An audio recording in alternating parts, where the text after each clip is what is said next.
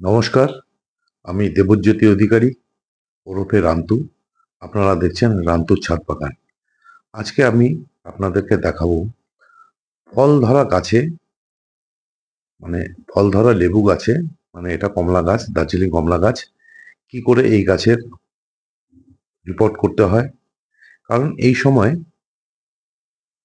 2 বছর অন্তর অন্তর লেবু গাছের রিপোর্ট করতে হয় ভালো ফল পাবার জন্য। তাই আমি এই গাছটিকে আজকে রিপোর্ট করব। আর বন্ধুরা দেখুন, এই যে গাছগুলি, এই গাছগুলি কিন্তু আমার 7 মাস আগের গাছ, ফেব্রুয়ারি মাসে গাছ।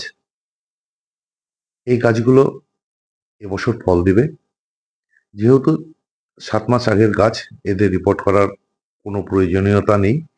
তাই আমি আজকে এই গাছগুলিতে কিছুটা মাটি তুলে দিয়ে লেবু গাছে যে মিশ্র খাবারটি আছে, সেই মিশ্র খাবারটি দিয়ে আবার মাটি চাপা দিয়ে জল দিয়ে দিয়েছি।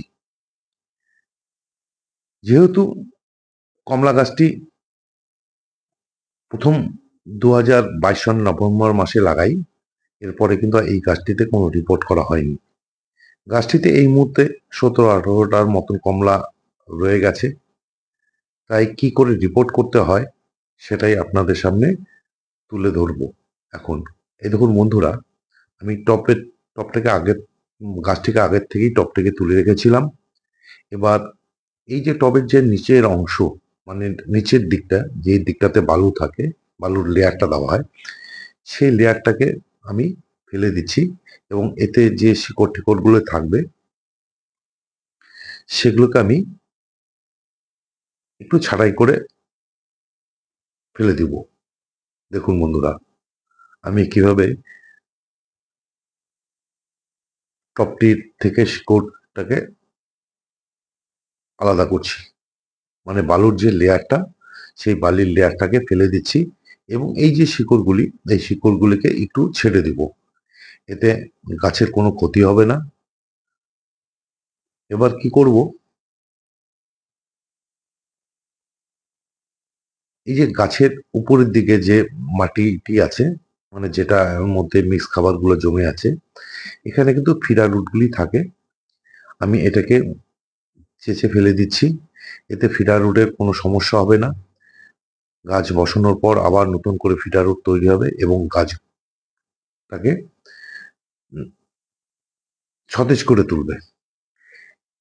আমি এই কাজটি করার জন্য যে মাটিটি ব্যবহার করেছি, দেখতে পাচ্ছেন আমার সামনে মাটিটি রয়ে গেছে। এখানে আছে মাটি, বালি, কোকোপিট এবং কিছুটা এই যে কিসের মিক্স খাবার লেবু গাছে, সেটা মিশানো। আমি কিন্তু এই গাছটি প্লাস্টিকের একটা বালতিতে ছিল, আজকে আমি গ্রো ব্যাগে দিচ্ছি।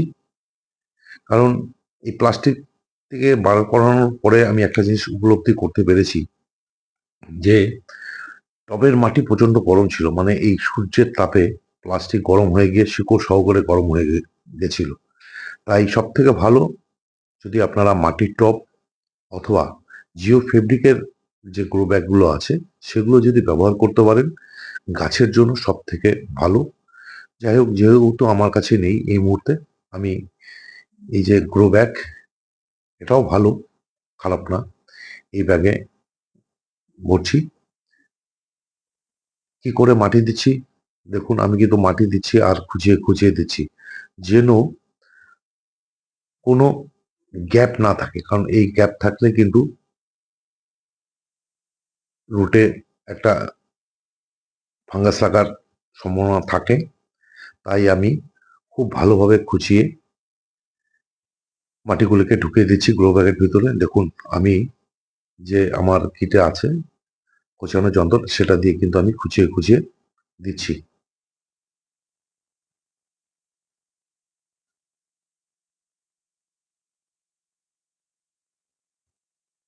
প্রায় আমার মাটি ভরানো মোটামুটি হয়ে গেছে। এরপরে আমি টবটিকে জল, ভরপুর জল দিয়ে জায়গা মতো রেখে দেব এবং দুদিন একটু চেষ্টা করব একটু ছায়াযুক্ত স্থানে রাখার জন্য।